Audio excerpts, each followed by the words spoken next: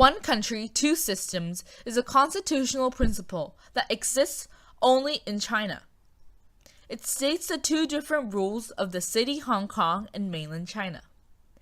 To trace back to its origins, it begins from the Treaty of Nanking, 1842.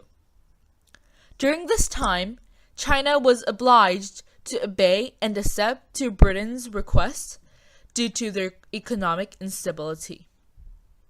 This included signing the Treaty of Nanking. Out of all its clauses, the clause that required China to cede Hong Kong to Britain became the key to the transformation of the barren and unprofitable land of rocks to one of the major cities of China. Undoubtedly, during their time of dominance, the big difference between European and Asian culture made many discords. However, as they progressed, the two sides were able to reach a compromise. The Hong Kong locals learned to digest the British culture to make an identity of their own. In 9th of June 1898, Britain forced the Chinese government to yield the Hong Kong region new territories using a treaty called the Second Convention of Peking. When this news was delivered to the inhabitants of the land, they feared that the British would seize their land and cultural rights. Therefore, they resisted the new power by declaring war against the British. This war is what we now know as the 6-Day War. Although the armed resistance was ended in only a few days, the Cantonese succeeded in achieving their goals of restoring rights. During this war, the strong teamwork and the tactics the locals held amazed the British. What struck me most was the evidently organized manner in which members from the surrounding village concentrated to take part in the attack.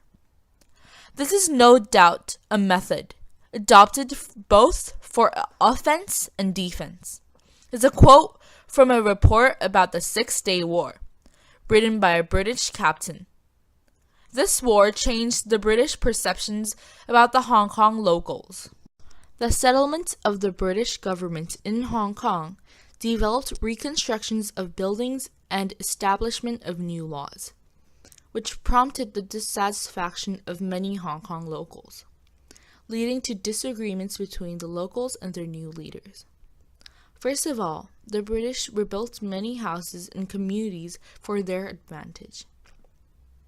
The luxurious lives were enjoyed in spacious villas, while the Hong Kong citizens were only allowed to live in small houses. Second, the Peak Reservation Ordinance restricted the locals from approaching near the British community of Victoria unless there was an approval from the British government. This was one of the first steps to racial segregation and the inequality between people of different social status. Lastly, the Light and Pass Ordinance required the Chinese to carry a lamp with them at night. This ordinance was proposed due to the British's firm belief in the Chinese being potential criminals. As a result of the discrimination against the Hong Kong locals, the entire British community started to publicly show hatred towards the locals. This hatred was shown through several incidents of the locals attempting and murdering the British officials and soldiers by using ways through poisoning their wells and food. The locals and the traders were forced together because of the opening of the trading ports and acceptance of the foreign companies. Hong Kong, being a thinly populated land, made the British colonizers to make use of their land for commercializing and trading purposes. The Hong Kong ports were opened for trading merchandise such as silk, opium, tea, and spices. This caused the number of settlers in Hong Kong to increase from about 7,000 to 8,500 in 18 years. The numbers of ships arriving at Hong Kong doubled between 1900s and the 1911s. Throughout the years, many Hong Kong and foreign companies were established. The Hong Kong Ice and Cold Storage Company Limited is one of them, established in 1896 as a local company. This company was first a local company only targeting Hong Kong. But as they went through the trading period, its targets became more international outside the island, and now it is one of the biggest ice factories. Like this case, opening the trading ports brought more communication between the British and the Hong Kong people. The creation of more business cooperations between the British and the Chinese resulted in two groups to slowly cope with each other. For an example, the Premier Bank became a successful British banking corporation by using the synergy between Britain and Hong Kong. Sir Thomas Jackson, the chief manager of the Hong Kong banking system, once said, "Never break your word with the Chinese, for he'll never break his."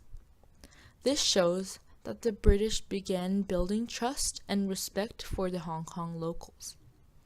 Over time in Hong Kong, another slogan that rose was, "No work, no pay." This proves that the Chinese started getting paid with the right amount, unlike the past, where the locals were paid disproportionately compared to their workload. After the two groups gained trust in each other and learned to collaborate, the British culture finally diffused in Hong Kong as locals learned to accept the novelties over time, causing Hong Kong to produce a new identity. The island, which used to mirror mainland China's environment, slowly developed into a place with more European fashioned main streets. Furthermore, more European-style buildings were built and language was used bilingually. This shows that the cultures of both lands equally coexisted in the Hong Kong culture. This was something new because no countries before Hong Kong ever managed to balance out the cultures of West and East. Hong Kong, which followed neither paths of the British or the Chinese, developed its own path, reaching a compromise. This is the base of modern-day Hong Kong, the prosperous international country. The locals accepted the British culture and identity, then created an original culture of their own. Hong Kong, after living under the British rule for 156 years, was handed back to Chinese sovereignty in 1997. However, in modern-day Hong Kong, the laws are remained as the British common law, alongside with the education that follows the English system. At the same time, Chinese works of porcelain and cuisines are preserved. As a result, the island of Hong Kong has improved much throughout the years, even till nowadays. Their international and unique culture also gathered more trading industries into the land, stabilizing the economy. The British gave a long-lasting impact to Hong Kong, which allowed them to make their own unique identity and culture.